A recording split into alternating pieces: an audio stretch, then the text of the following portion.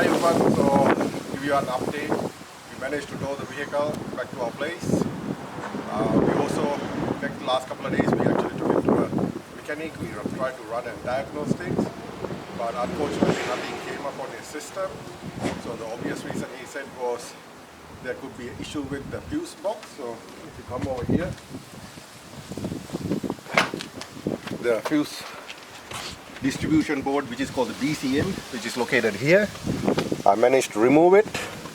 I'll show you some photos later on, but as you can see on most of these connectors there seems to be water damage, mostly from moisture, not from flood damage, because you can't see anything else wrong with it.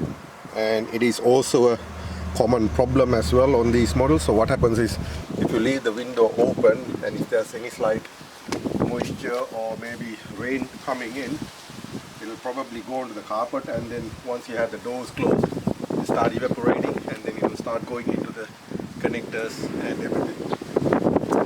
So I managed to remove it and found a person who fixes those electrical boards. So I have actually dropped it off. I'm just waiting for him to come back and see how it's going to cost to repair it. So in the meantime, what we're going to do is now we're going to clean the whole vehicle. Since we bought it, we haven't done anything, and we'll show you how bad it is. It's not as bad as we thought.